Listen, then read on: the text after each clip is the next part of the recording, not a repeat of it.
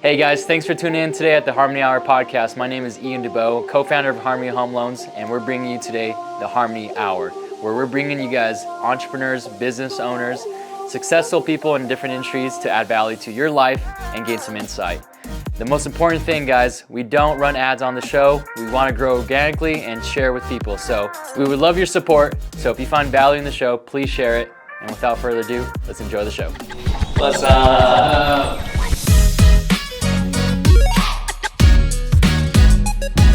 Thank you, brother. Appreciate you being here, man. Let's check it out. Let's this do is it. Beautiful. Yeah, this is your first time, huh? And if we do any networking events, we move the couches and then we can fit up to about 50 people in here. Yeah. Here we got my office. Studio for our LOs to come in and do stuff. So we just took everything apart and now we have the new studio. New studio. Let's go check that.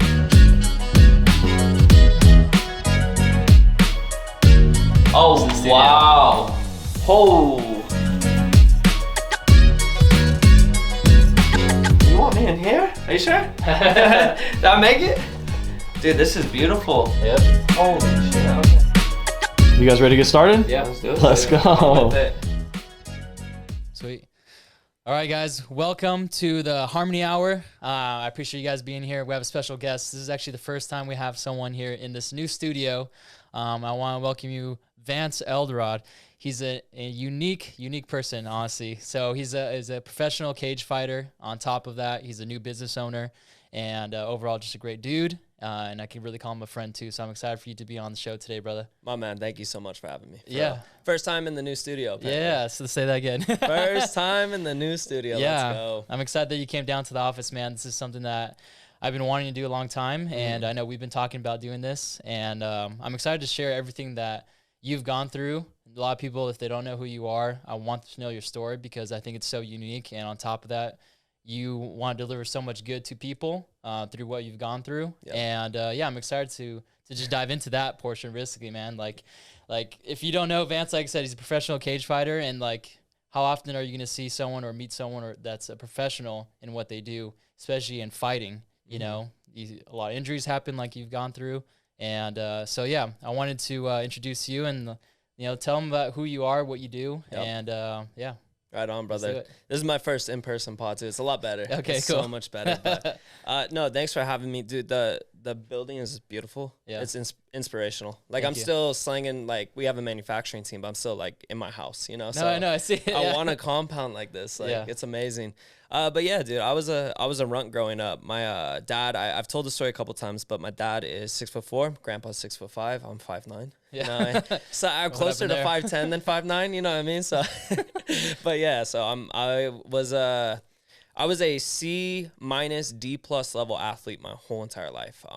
I did have one breakthrough season because I played sports my whole life, but I was always terrible. But I had one cool season where we would always kind of like, as kids, just kind of mosey through practice. And one year I remember I was like, I'm going to take it super serious. And what were you playing? I was playing football.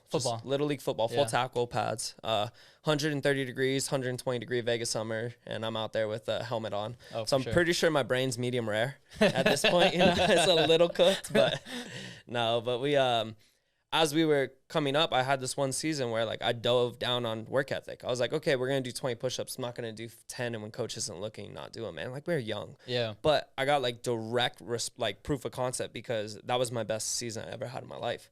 So at a young age, between that and watching freaking Goku go on, I like learned like work ethic's everything, dude. Yeah. Like everything. So no matter what, I tried my hardest when I was in high school, but I hit puberty super late. Like I hit puberty around 18. I graduated when I was 17. Yep. So I grew another 3 to 4 inches post high school. So everyone's like coming into their manhood playing sports, and you got me, and I'm like prepubescent running around. Yeah. Dude. Like wondering why I couldn't get a girlfriend. Yeah. So it was tough. But I joined a Brazilian Jiu-Jitsu gym in high school and found some early success in that. And it was more like not on a team. It was more about weight classes, so I could thrive in that. So I really took to it. I didn't start taking it serious till I was about like maybe 18 years old. And we started competing locally in Vegas, and I found a really cool team. Small team, big focus. The way I tell people is like most people join a gym, they join it like infantry, like Marines. Like you're just kind of in there and you have a coach, there's a bunch of people on that. But like we got treated like special forces. Okay. Like everything was focused. So and that was more the coach or just because? Yeah, our coach was a wizard. Our coach was a wizard back then. So even to this day, I'll go to gyms and they're like, hey, we're going to learn jiu-jitsu. Okay, you're going to learn a pass. And then next week you're doing an arm bar. Next week you're doing a choke. But like, no, we had like a chain link fence set up, meaning we learned one move and then we learned every single move around that move that would connect that move to it. Oh, okay. And we got proficient in that and we made little sequences and we got super good at those sequences. That's so cool because I've been to like gyms like probably like 3 times, 4 times and just like with a friend. Yeah. And it was always random as well. Like, they're like, okay, today we're doing this. And like, so I also didn't do it consistently where I'm like, I don't know how they're doing it, but like the sequence itself, it seems like right there that's just a big part of just mastering your craft in that portion of it. Exactly. So you started jiu-jitsu and then from there? I took a fight when I was 19. I fought a 32-year-old. Same weight club? Like, what was that? Yeah, dude, like, same this, like, weight fight class. Club type shit or dude, what? it was 135, so it was a small weight class. I stayed at 135 for a while, but I mean, even back then I was walking around like 45 to 49. Where do you pick up a fight like this? Like, dude, the match, I told my coach I want to fight MMA because I was doing jiu-jitsu and then I was living with Hawaiians and we were getting in scuffles. Dude, scuffles. Like, we were fighting every the smallest weekend. one. Yeah, out of all of them. I had a chip on my shoulder and like I was finally getting good at fighting, so I want people to know. So and I looked like I had a trust fund. Yeah. And so like they were always like, oh, we got him, and like whack, whack, whack, whack. And then so I thought, all right, I'll be good for an MMA fight. So I took my first MMA fight. I did good jiu-jitsu wise, but he was so strong. I could not like finish him in any way, shape, or form. And where was this? This is Tough Enough where you're at now? Yeah, okay. Tough Enough. Okay. So I went and tried to finish him, couldn't finish him, and then he edged out a decision against me, and then I was like, wow. 2 things. That sucked. I got tired in there, and like it was the worst pain, fear, whatever experience I've ever had in my life. Yeah. So I knew like I never want to get that tired in a fight again. I have to build my body to be capable. The endurance part. Yes. Yeah. And the second thing was I absolutely fucking loved it. Like there was no going back. Yeah. Like it was meth. You know, it was heroin. There's no going back. You're so high. So I'm fighting. Yeah. Yes. So I went and trained and started my amateur career. And looking back, I did it all right, man. I took tough fights as an amateur. I took tough fights. Undefeated guys I wasn't supposed to fight. Some guys patty caked their record, especially boxing. What do you mean by that? So like right now, business-wise, like fighting's business. Yeah. And that we'll get into that because I kind of have a bad taste in my mouth with fighting right now, which is my biggest passion. Yeah. I have a bad taste in my mouth with prize fighting. It's a business in the sense that if you have a up-and-coming guy who's good, they're A side, everyone else is B side. So the good guy is going to get 10 to 20 fights of easy fights that we all know they're going to win. And then at the end of it, they're going to start taking tough fights. Canelo, if you go look at Canelo, Gennady Golovkin, Mayweather, all their combined opponents' records, it's so laughable. Ryan Garcia, Tank Gervonta Davis, all of them. It's so laughable, but MMA has become that as well. It's no different now. So it's a business. It truly is a business. And you just want them to show like you have the wins beforehand, before you get these big fights. Yep. Essentially. You have to build a resume. You have to get eyeballs on you. You have to market yourself. You know, you're a brand. And I realized this when I was in Australia. I was training with Alex Volkanovski, who's the UFC featherweight champ, pound for pound greatest of all time in my eyes. I get to call him a friend. Pretty amazing guy in and out. He came up the tough way. He fought Chad Mendes. He fought Jose Aldo. He fought all these greats coming up into his title. Champs, yeah. Exactly. And his first title fight pay against Max Holloway, who was considered the greatest featherweight of all time before Volk came, wasn't great. Like, it was good. It was good. Very good money. Money to live off of, for sure. Money to take care of his 2 daughters at the time. Money that would be considered NBA pay? Not even. Yeah. Not even bench. And I was like, are you kidding me? I think Connor's the one that really raised that. Connor raised it, exactly. And so after him, though, there was another thought I had. And I said, well, what the heck? I remember Sean O'Malley making money. And I was kind of like, Sean O'Malley's like in a Lamborghini. He hasn't even fought anyone good. Yeah. But it's because Sean O'Malley approached it like a business. Volk did it the traditional way. He came up the hard way. Glorious, dude. I mean, a fighter. Like, exactly. Yeah, came the up, skills. Exactly. But there's a lot of guys that come up that way. And if you do everything right and we take luck out of it, then like, okay, you still get your shot at being the best, but you're going against like the best of the best. And so whether or not you're going to get paid for it is like, that being a question is ridiculous to me. Yeah. So I have a dirty taste about prize fighting in my mouth. But I mean, with all that being said, you can't sit at the game and be like, you can't hit the game. You got to objectively look at it. You know what I mean? You can't sit there and you can't just be like, wow, okay, I'm upset now at this and shouldn't be that way. Right. It's like, no. What's the other one? It's not objective. It's when you look subjective. Sorry. Subjective, that's what I was waiting for. So when you're looking at it subjectively and you're like, that's wrong. I think that's wrong personally. But if I'm to sit there and why not act on it, that's terrible. So what do? Like, okay, I started a YouTube channel, started vlogging, picked up a camera. You know what I mean? I just got a brand new camera. I was like, okay, if they want a brand, they want eyeballs, I'll play into the game because I want to price fight for money. I don't want to work contracting anymore. On top of that, like your brand, you can't take that away from yourself. You know, fighting ends, like, look at Connor. He has his brand. That's how you open up the liquor and then like the whiskey, and then from there the suits and multiple business, because it's him. People want him. It's your brand. So exactly. I think regardless, I think you should be doing that anyways. You have to. So, yeah. Exactly. That's what people will start to understand. No matter what you're doing, you are a brand. Even, I mean, you could be stocking shelves in a liquor store. Yeah. You're technically a brand. You're selling your time to their time. You're like, maybe it's not marketing in that sense, and like you're just trading time for money, but still you can start looking at it like this is a partnership, not I work for someone. Right. And that'll change your mentality on business and life. Yeah, and I think it's going to be almost like a standard, you know, as we move forward. Like, brands aren't going to be going away, you know, like creating a YouTube or creating a podcast. Like, there's already a lot out there, but it's not going to go away. Exactly. So, like, you still, like, you know, you're still seeing, like, I just saw a new person, Wes Watson is a guy that I just, like, got connected with not too long ago, and he just came to the game a few years ago, you know, but, like, those people before that, you know, we had Andy Frisella and like these other people that were listened to, but now like there's still more people going to be emerging throughout time. So like it's either you're going to be that person or someone else is going to take that spot. Exactly. And take it away from you. Exactly. So when I was out in Australia, I planted the seed for business in my mind. And then I realized, okay, one, I never want to be held account or like my whole future be in someone else's hands. Like, oh, I'm just going to do everything I can. The UFC is going to take care of me. They're not going to take care of me. I don't get health insurance after I fight. I don't get anything, you know? So if I go fight till I'm 38, don't focus on building myself or any other skills whatsoever, have a career, and then whatever money I make from it, I'm on my own. And now I have maybe a chunk of change and I don't have any skills. That's going in the deep end. So I started to build the skills outside of fighting already. And that's kind of what started planting the seeds of me starting my new business. And like, cool thing was I did years of research before starting it. So I feel like I kind of had an easier takeoff than some people. Yeah. Like I definitely, it was a ready, fire, aim approach. For sure. But there was a lot of research, a lot of stuff. Like sometimes it looks like I'm just fumbling through, but like everything's a little bit strategic, you know? Well, before we get into that, because like the fighting aspect of it is such a big part. Like now you've been doing it for what, about 10 years, you said? Over a decade. Over a decade of fighting. Concussive impacts, baby. Oh, yeah. Yeah. Yeah. And that's how we like honestly got even closer together, is because like I was boxing for almost 26 weeks. I was practicing with someone else, and then we ended up doing just hitting each other. Yeah. And sparring. No protective gear either. That was back in the other garage, huh? In the other garage, yeah. And unfortunately, I got concussion, you know, and like that like really caused me to like. Was it from Michael? No. It was at the gym, and I was sparring with another guy that was at the same level as me, same level as me, and like we were going at it on each other. So like he was hitting me, I was hitting him, and like I didn't really know what was actually going on. Like I was getting hit in the face, so I was like, okay, like that's it's normal. Don't get scared of it. So I continued going, and then like 3 days later, you know, I had the most brutal like headache in my entire life, and it was more than that. Like I couldn't function. I was sleeping was difficult.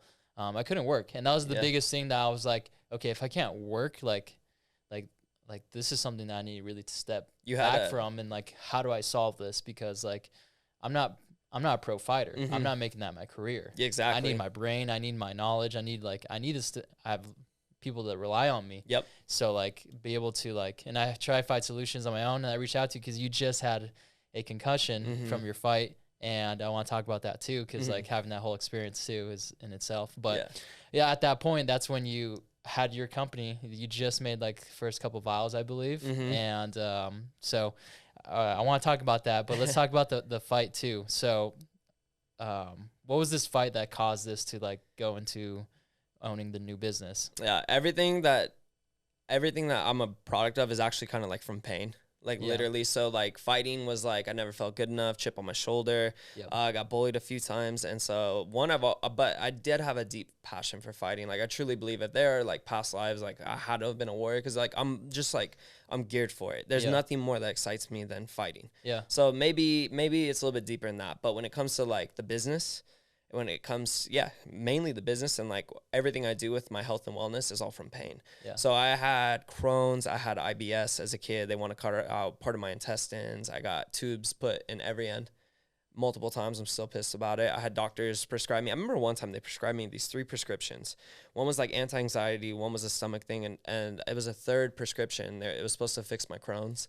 And I started like taking it the first day, and I'm up till like 2 a.m. and I realized like shadows are scary, and like the TV's on. I was watching Sons of Anarchy at the time, and like I was getting spooked and my heart was racing. I was having mad anxiety. I was like, what is going on right now? And I Googled the interactions between the prescriptions, and they were all severe interactions. Yeah. And I was like, are you kidding me right now? So I stayed up till like 7 a.m. and like just jump scared from everything. It was frightening. Plus you were researching everything, and it's like, yeah, this is not what you're supposed to be doing. Exactly. So I had the worst thing ever. And so I figured out like, okay, I have to take this in my own hands. So I started to figure out like, what could I do to fix this? Because I was having these pains at night. Like I'm talking 11 out of 10 pain. Like I would want to commit suicide, but I couldn't get off the couch kind of thing. Yeah. Just in so much pain for 8 hours and like screaming. We would go to the ER. They would shoot me up with any type of pain medicine, and I would just still feel pain. It was weird. I'd get higher from the pain meds, but still feel pain. Yeah. I was like, what the heck? So I figured out like, hey, when I don't eat these foods, I start to feel better. When I start fasting, I feel better. Whenever I'm cutting weight, the pains would never happen. I was like, okay, like it's a health thing. Yeah. So it forced me down this road of like health and wellness. And then also with fighting, like learning, cutting massive weight is terrible. And I cut 37 pounds one time for a fight. And the only thing that made me feel better was understanding what was going on. So understanding, oh, my ghrelin and my leptin levels are kind of like, they're out of whack right now. I have high ghrelin, so that's why I'm hungry. I'm not dying. I'm eating enough calories. My body's going to live. And that for me, when I got hunger, allowed me to understand the monster. You have to identify the monster to be able to kill it. So now that I know, oh, I'm just hungry because my gremlin's high, and like I'm low glycogen. You have a solution for it. Yeah, exactly. So I can understand it, so I can deal with it instead of me being like, I'm gonna die, I need a Twinkie. You know what I mean? So it's different. So the company started from my professional debut. I took a fight. There's some funny news about this fight. I just found out too. I get a drop on here because I'm so mad about this, but. So I had a promising amateur career, two-time MMA world champion. I went up 2 weight classes for my second title, finished a guy with a flying rear naked choke. He was the reigning defending champion in Utah. Before that, I fought in a stadium of like 16,000 people at Thomas & Mack. Oh, that's sick. Yeah, and I won my first title there. So I had a cool amateur career. And then coming out of 2020, COVID hit. And on top of that, I had a great amateur record. So it was kind of hard to find fights, like I said. This is where the business part comes in. Guys don't want to fight. They don't want one loss on the record. Yep. So we found a kid. He was an ex-Tough Enough champ. He had 10 MMA fights already. He was undefeated in kickboxing and bare knuckle boxing. He was coming off a 7-second bare knuckle knockout. And that's brutal. Yeah, and he was on a big win streak right now. He had a couple losses early in his MMA career, but he's on a big win streak. And at the time, I was on a 2-year layoff, and I wanted to fight so bad. I felt like every day, because this is a ticking time bomb with fighting. Do you get scared when you go into like your challengers? Nah, I did last fight. I'll explain why. Yeah. But no, like I mastered what you need to master for fighting, which is the mind. And most people nowadays, I have anxiety, I have depression, I have this, and it's like, okay, which they're valid things, but let's talk about it here. Like these are bad feelings. Like. What can you do about that? What I realize is every time I fight, I'm going to have a bad feeling. I'm going to have these nerves. No matter what, every fighter is scared in the event. It's so funny. Every single one of them has nerves. Every single one of them scared. Everyone has an adrenaline dump. Makes them human, yeah. Exactly. But which are the ones who look the calmest? What are they doing? They became friends with the feeling. Yep.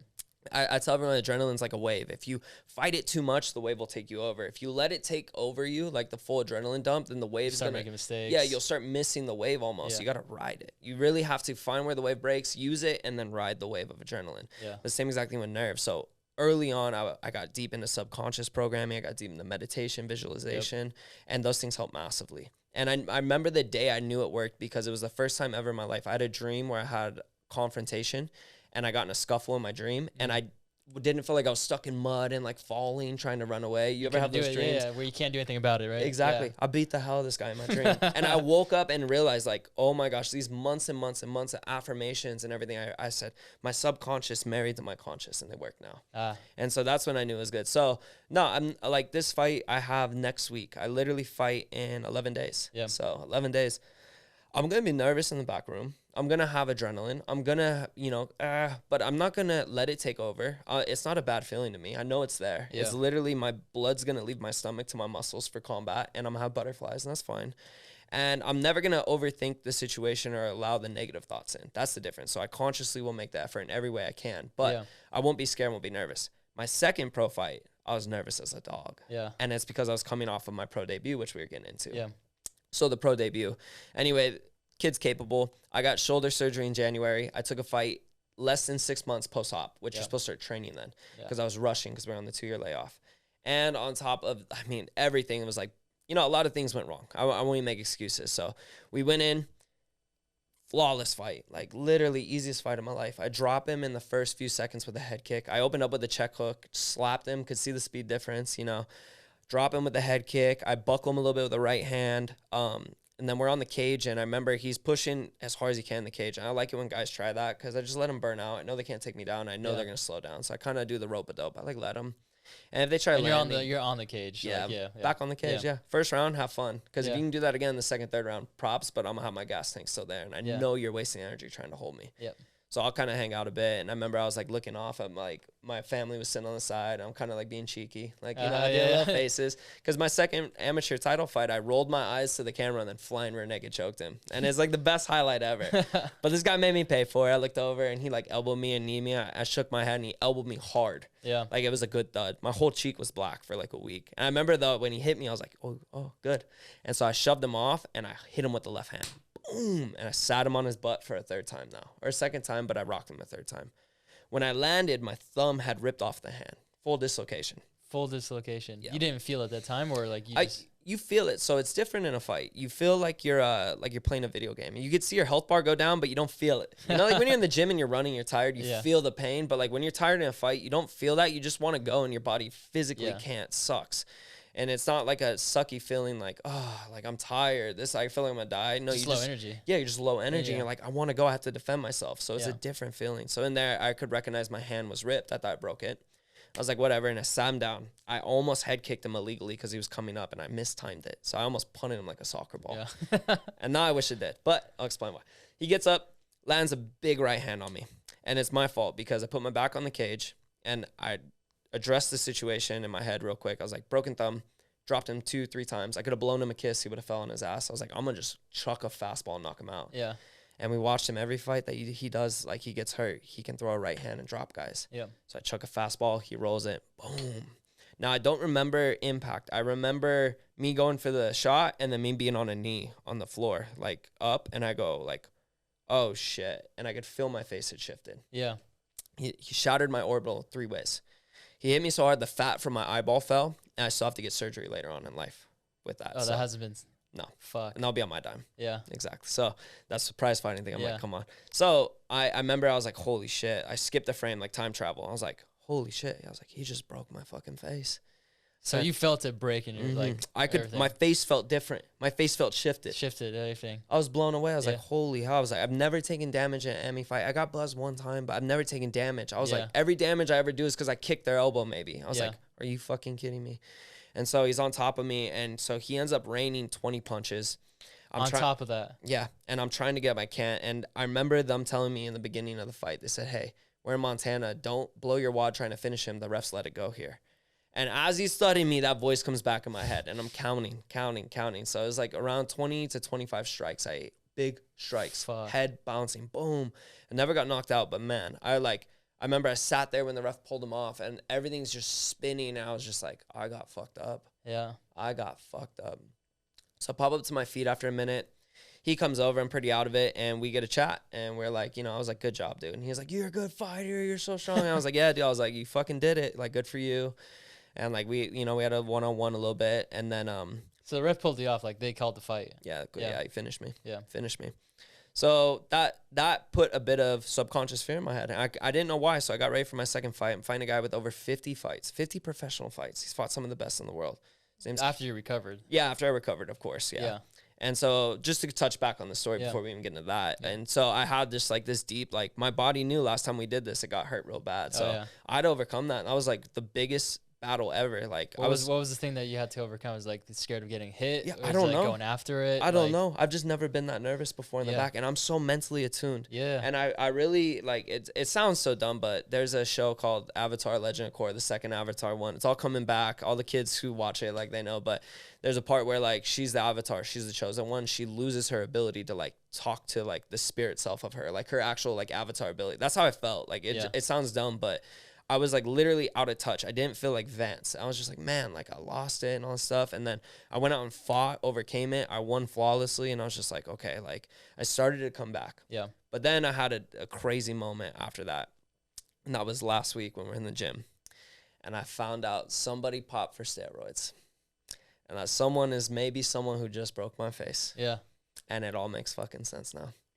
So I'm still sitting with this. I just found this brand new news to me. That sucks. That the dude who shattered my face and I got to walk out of the cage and see my family cry actually just popped for roids. I haven't gotten to tell you about it. I haven't told anyone. I told Michael, but like I'm trying to process it because in my eyes it went from you beat me, bested me. Cool, dude. Like good for you. Like I pat on the back, told him great. And everyone's like, you want to fight him again? I would, but I don't think you'll want to fight me. Because he won. Like why anyone I beat and they're always like, I want a rematch. Like, no, it's a lose-lose for me. Why am I gonna do that? You know, unless we have beef. But now you cheated. Yeah. You're a fucking drug cheat. So you shattered my face in front of my family. Cheating, you know? And I was having the easiest fight of my life and I did it naturally. So now it's like, okay. So what do you want, a rematch to them? In or out of the cage. Yeah. He has to pay. He has to pay 1,000 years of hellfire for what he did. I watched my sister cry when I walked out of the cage. I have to break him now. Yeah. So yeah, we're gonna work on that 100%. If he doesn't want to do it in the cage, it's good. This is where we're gonna shout it out. I'm telling you right now. Yeah. You're a fucking piece of shit. You're banned right now by Nevada for PEDs, and I know for a fact, dude. He looked different in the fight and he felt dense. But I wasn't gonna sit there and go, oh, I lost my fight because he's on roids. I bet. No, right, man. No, I said, you take it as you get. I took it on the chin. Yeah, I'm grateful because the last 2 years or a year and a half since the fight, I changed everything. Like we trained so much harder, which I didn't think was possible.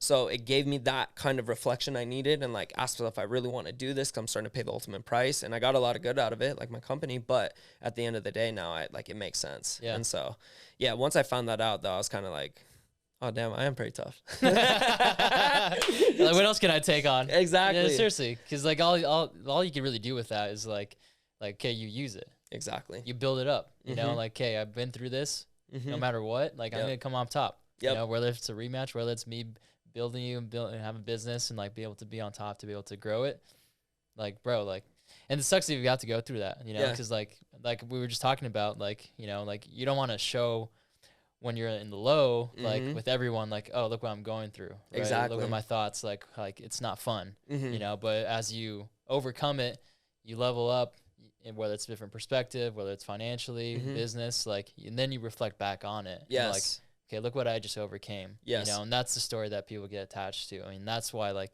I think why your company is also have like blown up in such a short period of time, you know? And so that fight is what caused you to go into what you finding the research and be able to make the product that you have made now. And it's a cool story. I'll explain it like in and out. But the whole point is exactly what you said. There's a big difference between someone whining and someone being inspirational, and that's results. Yep. Because anyone can whine about it. We're all in tough situations, but what can you do with it? And like the best thing I've ever done in my life is every bad situation I've ever had, I've somehow turned into a positive. And it's like a bow. It's like every time I get pulled back, I'm like, damn, how am I going to use this to launch the arrow? Yeah. Because there's energy in there. There's for sure. There's that potential energy, and boop, and then the arrow goes. So I sat there after the fight, saw the doctor in the ER, and they're like, you got to go see specialists. You might have to get surgery. You don't get on a plane. We had to get on a plane. It was a whole long story. You literally just feel it just like fucking like floating in there. It was bad. And so I knew it was bad because I'm on adrenaline. I'm spinning a little bit, but like, you know, I could just like, my face is just closed shut. Yeah. My thumb hurts and like, but I'm fine. I'm on adrenaline. Adrenaline comes down. Everything hurts a little bit. My shin hurts a little bit from wrapping it around his temple, like things like that. But when I got to the B&B at that night and I laid down, everything spun, and I was like, I remember sitting in the dark room looking at the ceiling, and like it's spinning like plastic bottle vodka night. Yeah.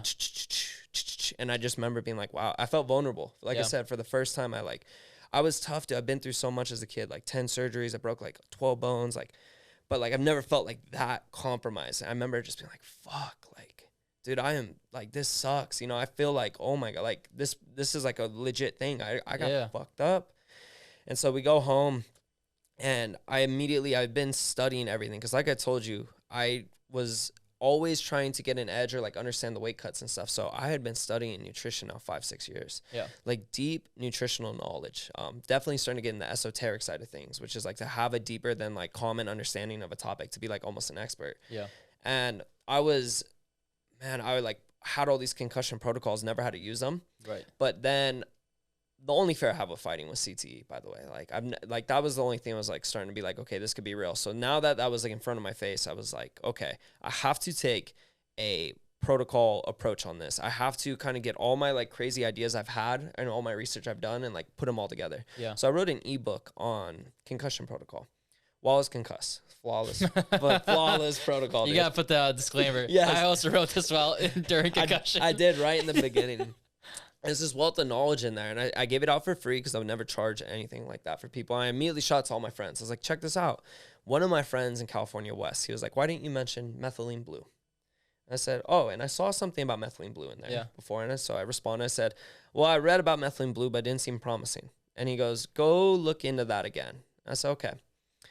And my life changed. Yeah. I was blown away. I did like 8 hours of research on methylene blue. I couldn't believe this compound. So methylene blue was a medical dye. It was first a fabric dye, and then they used it to dye cells, and then they realized that it interacted with cells in certain ways. And it's all the way from the 1800s. So they started to use it as our first ever malaria treatment. It's the first ever registered FDA drug too. So you have this compound that's been here since the 1800s. Modern day, it's used for hemoglobinemia or methylglobinemia. So if you overdose on, say, carbon monoxide poisoning, it'll get in there and it'll reduce or reverse the hypoxic effects of that on the cells. Yep. Yeah. Back in the day, it was our malaria medication. World War I, World War II, they started to synthesize it, and they synthesized it a couple times. Now you have hydroxychloroquine, which is methylene blue without the blue, but some other things too, which is really funny because during the pandemic, people were using hydroxychloroquine and getting some crazy results. Yeah. But that's when this also started to get a little bit more hype as well, because people were going to the father source, which is methylene blue. Yeah, that's the origin. And the clinical trials done during the pandemic of people getting off respirators, pretty promising too. So I did this whole research. I said, holy cow. 2 days later, I got it in my kitchen. And it's like powder form, and I got to reconstitute it. And I'm doing these math equations. I'm asking Alexa, like, what's You're literally a doctor, a scientist, like walking cuss. Yeah. And I remember I'm just like trying to live and breathe it. That's why, like, you live and breathe it. Like, it's not just like, oh, I'm gonna make this a reality and make some money. It's like, no, I'm trying to solve. It's like a hero's journey. Yes. Of like solving himself first and then giving him to the world. Exactly. Yeah. And that's what I did. So I took this compound, and I was so blown away. I thought for sure it was snake oil because it was antidepressant. It was an antibacterial, anti-malaria compound. So it was anti-parasitic. It can boost mood. It can boost cognition. It can increase short-term and long-term memory. There's an ongoing clinical trial right now for Alzheimer's. Yeah. It's like I said, antidepressant. That's a huge one, like massive amount of benefits. I'm like, what are you talking about here? Like, no. And I'd been studying supplements. I've tried everything. And I was like, there's no way there's one compound that can do all these things. But I also like experiment. And two, I was in a very compromised state. I said, why not give it a shot? Yep. So there I was making my kitchen. I don't know to this day if I made the right dose, like reconstitute. I don't even know. So I have a coconut Colt Kalina jar with blue liquid in it. It says 10 drops is 5 milligrams. I swear. And I'm pretty sure I did it good. And I think That's I did. Secret. Yes. Yeah. I think I did, but I don't know. So I took 10 drops, and it was about 20 minutes later, and I'm like, full-on concussion symptoms, okay? Now, I've been in ketosis for a week, and I've been doing a full supplement protocol to heal my concussion, but I'm still having spins. Yeah, this was like the salmon, or what was it? Because you recommended me too when I had my concussion. Like, this is the diet. Oh, anti-inflammatory. Yeah, anti-inflammatory diet. And then number on two. top of that, having that was like massive benefit. Yeah, and I'll explain why. I'll get deep into it, but in layman terms, because I get full. I call it weaponized autism, because I can focus on something for like 8 months straight, like methylene blue, and just like every night study it and be completely content. Yeah. I'm like, oh man, I'm telling my girlfriend about it, and she's rolling her eyes. I'm like, no, it does this. And she's, but so basically I was already in keto for a week, but 20 minutes after I took this, I noticed that like a zing, a chi, a something. Just a little bit of energy is back. I noticed colors are a little bit brighter. Like, when you're concussed, it's not like you're consciously depressed. It's more like you're literally having an energy crisis in your 100%. Brain. You're leaking energy, if anything. You come in and you wake up, because like I've never had that. And I've been concussed before. Well, I haven't been concussed before. I got knocked out in soccer before and like passed out. So concussed. Yeah.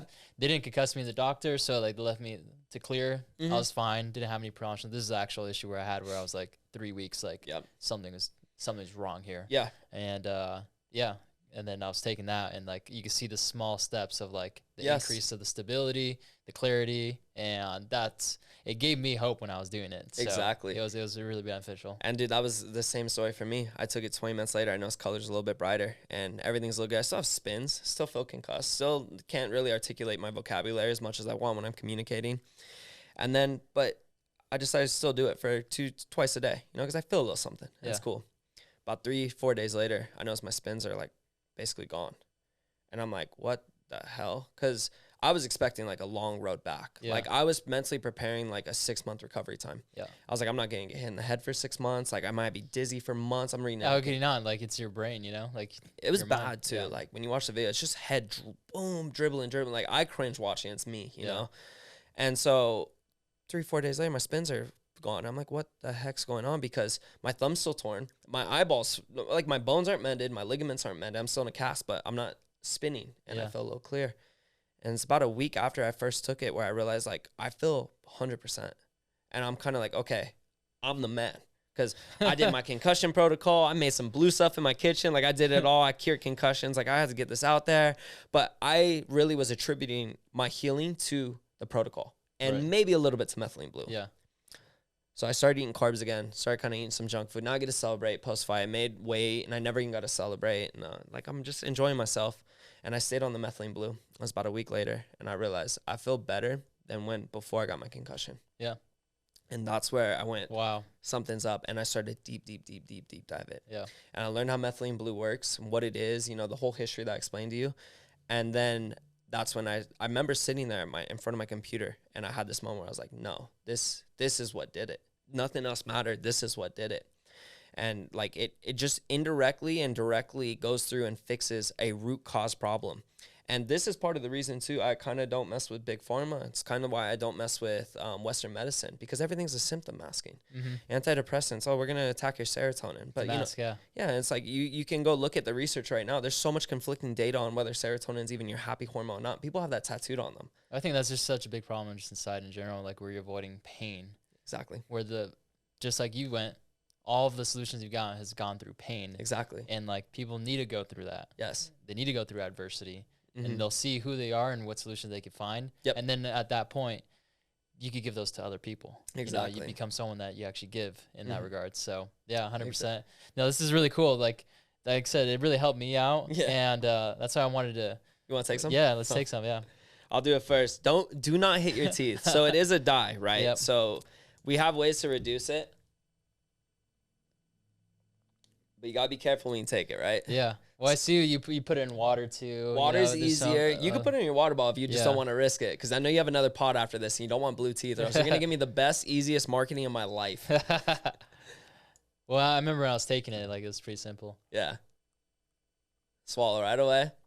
There you go. Look at that, dude. You did it. So now But you want the tongue, yeah. But yeah. So it is a dye. And it's amazing. It's like, right now, I bet you in about 4 or 5 minutes, especially because you're low carb today, you're going to get this boom, like this zing, you know?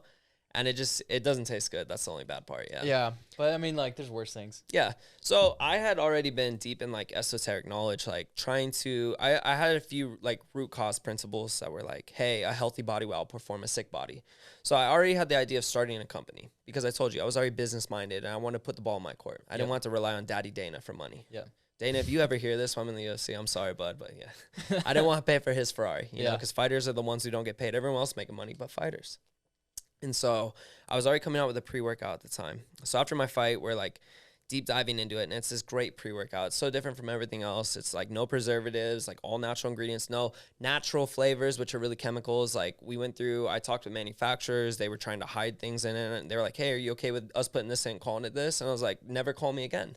Fuck off. Like literally, it's so bad. And like, man, I was just blown away. So I was already doing the pre-workout. So I was starting to do like a little marketing push on Instagram. So like I would post like a little bit of this like red, you know, stuff that I'm drinking. I'd post my veins before and after. And like, I remember. Yeah. And like, cause it works. And I called it Zeus Juice, and it's my pre-workout. It's all natural pre. As natural as you can get. There's some scientific compounds. But anyways, no one cared, which, you know, is normal. Like, you know, you're marketing. No one gives a shit. They need to see proof of concept. But everyone was kind of DMing about the blue stuff I made. Yeah. What's this blue stuff? What's this blue stuff? What's this blue stuff? I said, okay. So I'm explaining it. I'm telling them this complex process, how to order it from India and like do all these things to make it in your kitchen and how to, you know, like. You're like, am I making crack here? What's going on? No, dude, it's meth. Yeah, no, they're like, it's meth. I'm like, it's methyl. It's like methylation. And it's different. So I'm like, I'm trying to explain it to them. And then I had this light bulb moment where I was like, fucker, sell this. And I was like, why aren't you selling this? Like a Breaking Bad moment. Yeah, like literally, like you know where to get it from. Like at that time, my first batch of India, I started getting USA also because that's big to me because India doesn't third-party test like they say they do. So you'll have lead and stuff, and that's huge to make sure like Methylene Blue is USP certified, which means there's no impurities, or else you're gonna get 7% lead like not what you want right there in your brain. So I remember I was like, wow, I could help people out and like give it. And I saw some online, they were like ridiculously priced. I was like, well, that's not fair. So let's go ahead and let's make it, not overprice it. So my manufacturer called me at the time and said, hey, your pre-workout's 12 weeks out. That's standard. I said, what the, like, I was going to sell this. So yeah, I literally a week later had methylene blue in bottles and started a pre-order and then sold it like 10 days after I had it. And it started to take off. And what was cool is I already had proof of concept though in the product because I took it and I was already handing out to my friends. And I would get these texts because my friends know me. They're like, I'm really feeling it right now. Yeah, it zings. Yeah. It zings. It's crazy. And my friends know me. They're like, he's high energy. He gets super excited about something new. He's going to try to get me to do 40,000 IU of vitamin D with him, okay? That's a long story. But so I was trying to tell everyone to take it, and they were like, fuck off. Or if you research it, like all the research, the first page of Google is like, you know, now it's better because it's starting to get popped. But before then, it was like, you know, like, it wasn't good. Color dye. Yeah, color dye, medical dye. It's a drug. Use it for this. There's a... you know, 5 milligrams per kilogram, which is a massive dose you don't need.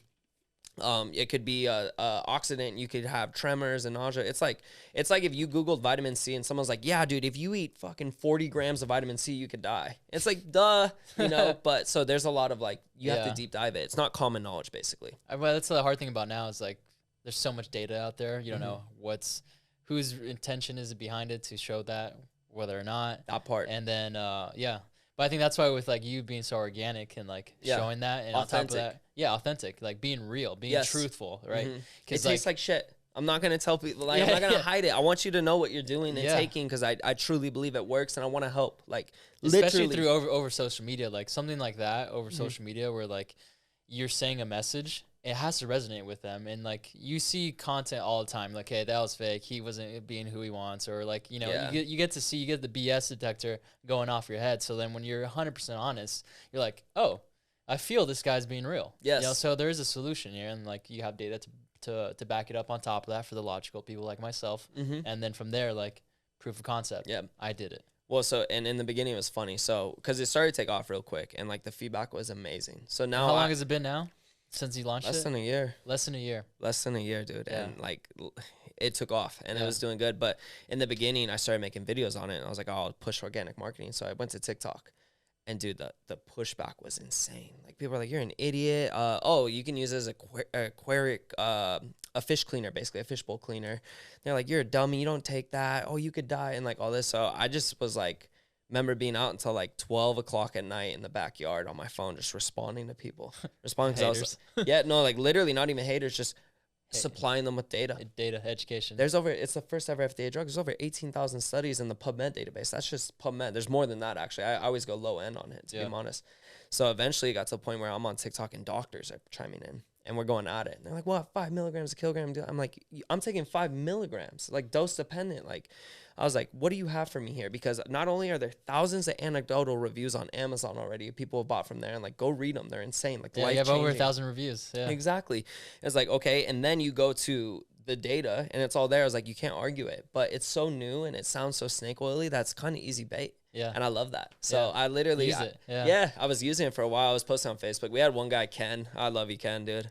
Ken, we have a discount code for Ken because Ken is the biggest hater, dude. And like, I've gave him so much data. I was going to send him free methylene blue. He wouldn't do it. He's like, it's not even worth the walk to the mailbox. And I was like, Ken. The Ken discount. Yeah, the Ken. That's fucking great. Ken 15 at checkout. I swear. Dude, Ken's the man, dude. Because he would come in and just like get so heated. And I'm like, brother, like, even if you say the data's skewed, like, look at all the anecdotal evidence, including me. Like, you can't argue with that.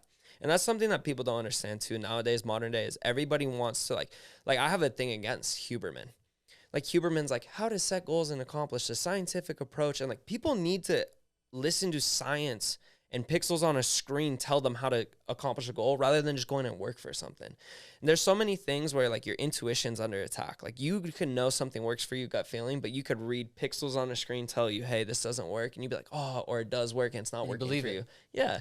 You need to get back to your intuition. Like it's duality. Yeah. Yes, it's duality. It's left hand, right hand, left foot, right foot. Yep. If you're just all science, there's no data, or it's all anecdotal, I don't need science, so you're hopping on one foot.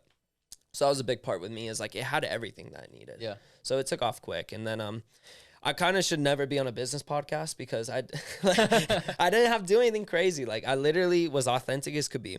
I pushed the product to my friends. I got feedback. I gave out a ton of free bottles. We still give out free bottles. If you have a medicinal purpose, like you hit me up and like this girl hit me up. She literally beat her neurological problems with Lyme's disease using methylene blue.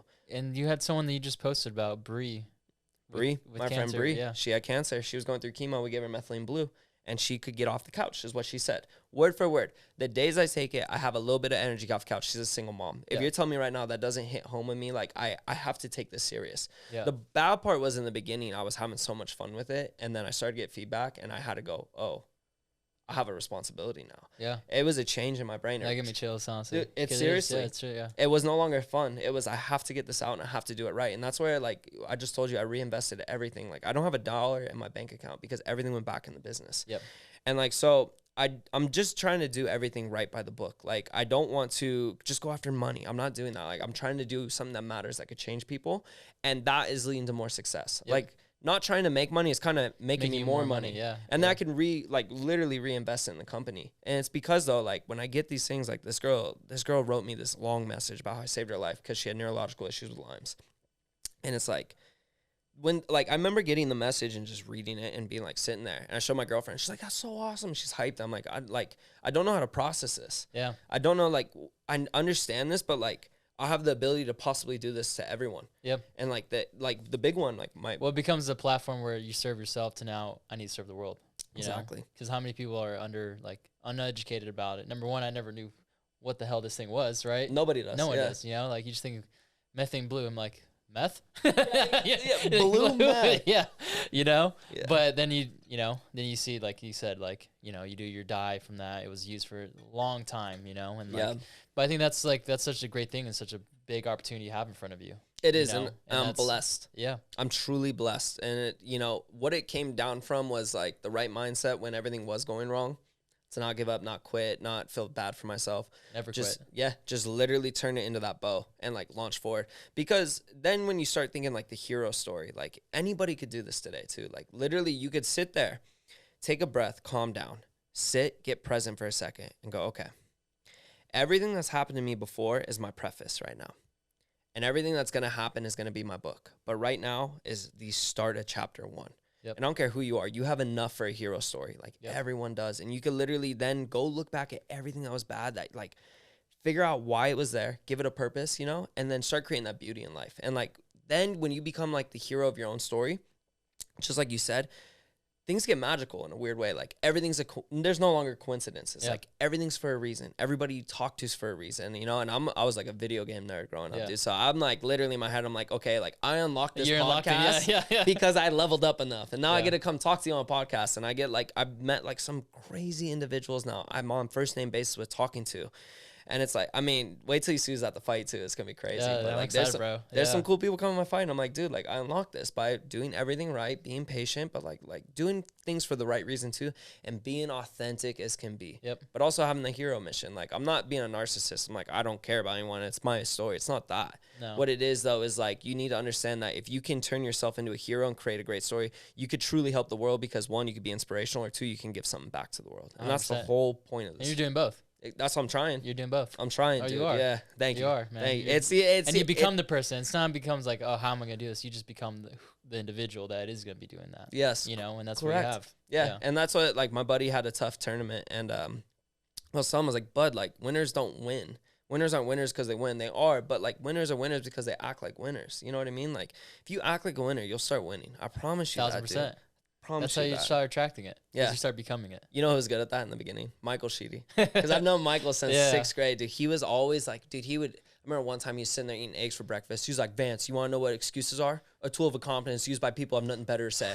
He heard somebody. He's been like that. Yes, dude, yes. So, and now, look at him. Number one trainer in Vegas. Like, literally, dude, that guy changed my life too. Because he's a character, but two, is another wealth of knowledge, Yeah. And like, so I got lucky with like knowing people like that coming up. But yeah, Michael, shout out to you, fucking loser. He also the best slap boxer ever, dude. Oh, yeah. I mean, that's I love our recovery days. I turn into full-on spars. Oh, for sure. Yeah. It's not recovery. No, it's never. Anytime you guys come over, I know it's not recovery. We ice bath and then we fight. It's hilarious. Yeah. But you bring that, the energy, and Michael too. Yeah, Michael brings it. It's not me. I'm trying to relax. It's Michael Sheedy every single time, dude. He's coming to fight. Yeah. I'm surprised he doesn't have a mouthpiece when he comes over. That's so funny. He should, honestly. Well, bro, so right now, your company's going, honestly, you probably wouldn't imagine from what you had before organically. Yeah. You haven't done any paid ads or anything like that. I did for a little bit until I stopped arguing with people, but correct. Yeah, okay, it's all organic. Cool, yeah, it happens, but still, it's all organic, most of it. And then, you have the message out there on top of that. Where do you see it going next then? Oh, we just reinvested a ton. So we're a little more professional now. Yep. Got an email guy, got a website guy. There's no way, shape, or form I just grow this supplement company and then fly to Italy. This compound right here saved my brain. And the way it works is, because I'll get to where I'm going with this, but the way it works is it's a root cause thing. So everything you eat turns into energy, which is crazy. We're electrical creatures more than we are chemical creatures. And I'll explain that. All the food you eat turns into pyruvate or acetyl-CoA, goes through the Krebs cycle. You get NADH or FADH2. You don't have to understand this, but those things then are going to get put in the electron transport chain. Now, most of us remember biology and remember mitochondria is everything. That's our energy-producing part of the cell. Yeah. Exactly. Your mitochondria is like a double-layered purse. So you have the cell membrane on the outside and the cell membrane on the inside. On the inside cell membrane, there's these 4 enzymes that sit on the wall. There's a ton of them all put together. They're really tightly packed. But the 4 enzymes are called the electron transport chain. Now, those 2 compounds I said, the NADH, the FADH2, they'll get into the electron transport chain. Yeah. The electron transport chain will harvest the electrons, and then they'll take them, pass them, and use the energy from those electrons to shuttle the protons of the compounds that I just did out of the cell membrane. So it'll take it, boom, and it pops it in between those 2 layers now. Okay. So you have energy being harvested from food you ate. So already right there, you're an electrical creature. Mm-hmm. And then when the protons come back through the cell membrane on the 5th enzyme of those 4, there's a 5th one off on the side called the ATP synthase phase. They'll push through, and that mechanical pushing through actually allows your body to harvest energy. Turn adenotriphosphate into adenotriphosphate. So ATP. Which energy for use for anything. Yeah. Talking, walking. Everything. Yeah. Every metabolic function, every enzymatic function, everything your body does requires energy, correct? This is why getting your bare feet out on the ground and quit being afraid of the sunlight is literally, those are 2 things that will charge your human battery faster than anything else. Faster than methylene blue. I swear on my life. So there's natural approaches to this, but in an unnatural world, sometimes you need unnatural solutions. And that's why I always argue methylene blue is not natural, but neither is you watching this podcast on that blue light phone that's blasting your cells right now with the NNEMF that's all around you, the 5G, your cells don't like that. So what happens is on average, you have 0.2 to 2% electron slippage out of the electron transport chain. So they pop out. They interact with oxygen. They create reactive oxygenated species or reactive oxygen species, ROSs. Those are necessary in your body to kind of fight pathogens and things. To have it in there floating around. Yeah. Mm-hmm. And they'll go around. They'll degrade healthy cells, though. The problem is when your brain undergoes concussive impact, for one, or you have a crap diet, or you are on your phone too much, you're surrounded by artificial blue light, you're not getting enough sunlight, you're never grounded. There's a ton of things that'll do this. Seed oils are a big one too. Mm-hmm. I can get into that, but those things will all affect your electron transport chain, cause for more slippage, and then you'll get higher ROS, and then also you have decreased cellular function. And that's your cellular metabolic function. Now, on your iPhone when it says low power mode and you hit it, because you're on 10%, you need to save it, and it down regulates everything in your phone. Yep. That's exactly what goes on in your body when you have a ton of electron slippage. You're not harvesting electrons. So your body goes in low power mode. So what happens when you get methylene blue comes in I hope you guys have seen Osmosis Jones, but it's basically this big buff blue guy. He sits on the electron transport chain, those 4 enzymes, and anytime an electron slips, he grabs it, shuttles it back to the 4th phase of the enzyme, and he creates mitochondrial water. Yeah. When that happens, now you are decreasing ROS, and then you're actually creating more cellular energy. So if you have any... Because you don't have the slippage. Correct. So if you have any metabolic dysfunction, which could happen from a number of things that we talked about right there, this will get in and it'll start to actually fix it. Actually, it'll start to repair your mitochondria as well. So now you're having an energy source. That's that zing you feel. It's not coffee stimulant zing. It's your body is making more energy for you to use. Now, your brain uses a lot more energy, and it also has more oxygen. So that's why the neurological diseases are on the incline, massively, like Alzheimer's, early onset Alzheimer's, dementia. And that's why this is being studied so heavily. Now, Big Pharma is going to do what Big Pharma is going to do. I'm not surprised if this doesn't break through for modern day treatments. Yep. But I will tell you right now, go look at the research before they can sway it.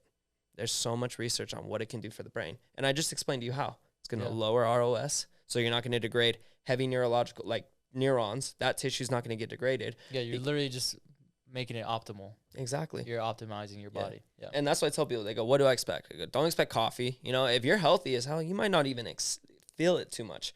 But what you should feel is just a little zing. And then at the end of the day, you're like, wow, I didn't need that second cup of coffee. I didn't have a 2 p.m. crash. Like, I was sharper.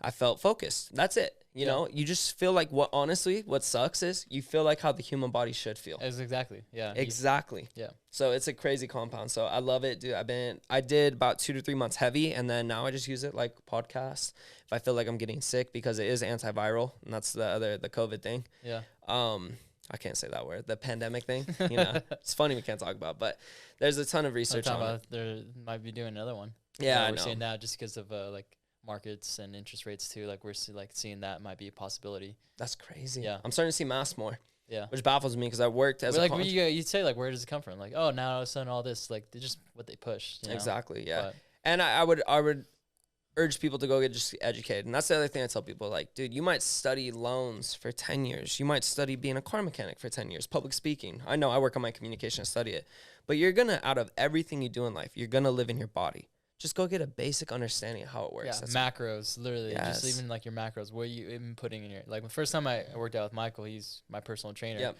Just having that knowledge of that baseline of like macros, and then working out, like form, a few other things, but the macros, I never forgot about that. Yeah, exactly. So I've always stayed at a healthy state. I knew what I was putting myself into. I know by eating that, I was going to get this result. Yep. And I wasn't like confused of why I'm feeling a certain way. Yep. You know, and then when I backtrack it again, it's how I feel.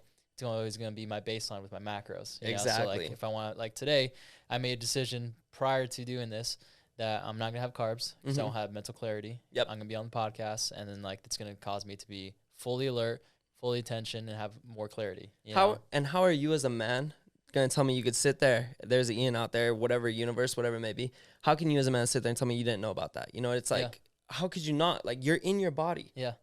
Show responsibility. Yeah. Quit just leaving it to everyone else. Like, at least just learn the basics, you know? Yeah, for sure. And the next step is when you start learning about the micros. Yep. The micros are just as important, if not more important, than macros. Because let's say you take two people, athlete A, athlete B. You give them, this athlete, 3,000 calories and like enough protein and everything, so they're sufficient.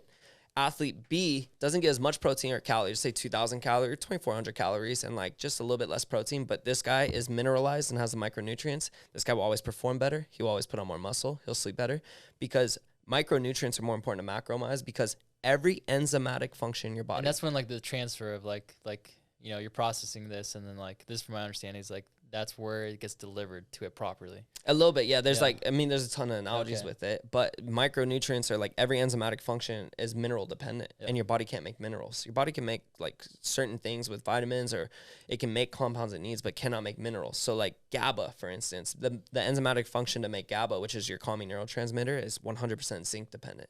If you are low on zinc, you're not going to make GABA. You're not going to sleep that great. You're going to be angry. You're going to be a little emotional, you know, and that's a micronutrient. So I remember the day I like first. This guy's so funny. You go down the deep end anyway. Deep. Don't get me started on seed oils, bro. I could if you want. We'll leave that to the next one. All right, I could if you want. I get it there, but it takes a minute. Yeah. Because that's the problem, though, with a lot of things modern day is there's not one single study that'll show you seed oils are bad. And you have to have a general understanding of biochemistry to understand how that it oxidizes. Maybe that's what you should be doing, is like all these like, and I think you're already doing it, but like take all these like complex like issues that people think about and just make it so simple. Yeah. Deliver another ebook or like find a solution, right? Yep. And that's how you did it. So no, that's good.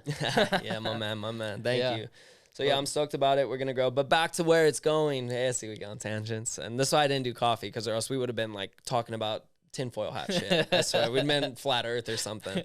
But I want to get this implemented into every concussion protocol or any sport or like modern day concussion therapy that we could talk about. So for the big ones, going to be NFL, NHL, MLB, soccer, And then, of course, UFC fighting. I want this to be a standard. I want every fighter to know that their health is a little bit more in their hands.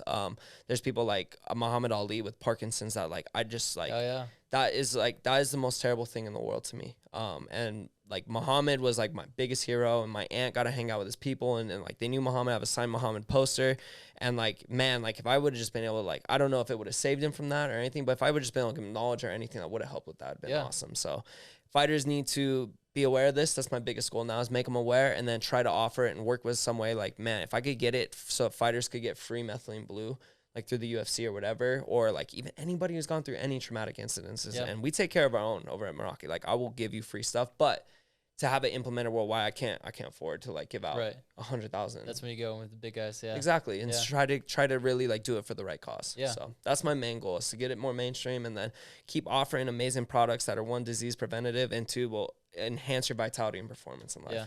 Well, dude, I think you're going to be doing such great things, honestly, man. Thank you. What a less than a year of what you already built with this, you're going to be delivering such great products to the world that I know this is going to be just one step to your new closer goal. So thanks, brother. Yeah. So, and by the way, glad to have you here, man. Like, seriously, I know we talked about a lot of different things. That's why I think people are going to be like, dude, let's get him back on the show. He knows a lot. We get deep dive some, like, really niche topics with health and wellness, because that's where I'm telling you, the weaponized autism comes out strong. Well, dude, let me know how I can help anytime, man. Because like, it's just a bigger mission than yourself, and that's just something that I always support. Yeah. So 100%, bro. Keep making posts like you did today, because if you get out there, then that helps me. But damn, dude, that was a banger post. Yeah, I'm sorry, I'm still hyped on it. I was like, let's go. Yeah, cool. Well, so our website is MerakiMedicinal.com. I run the Instagram, the Twitter, which is at Meraki Medicinal. But the big one right now for the fun is more Meraki and health and wellness is going to be at Vance E. So VANCEE on Twitter. And then my fight career is Vance FC, like UFC, on Twitter. But I mean on Instagram. But Twitter, Vance EE, so 2 E's on there. Yeah. That's going to be the best place to see me. Yeah, sweet. Yeah, this guy's on Twitter all day, all night. So Instagram too. But yeah, if your fight coming up, I'm going to post that too, because, dude, I'm excited to see you and crush that fucking dude. It's hell week right now. So yeah, I'm in shape. I'm ready to go. Like I said, I feel invincible again. I feel reconnected, and I can't wait to be free, let it flow, and, like, just collide my limbs into something. So I'm excited. I appreciate you, bro. Seriously. Yeah. Thanks for making this happen. My man, dude. Thank you. Yeah, absolutely. Yeah. Cool. We'll wrap it up.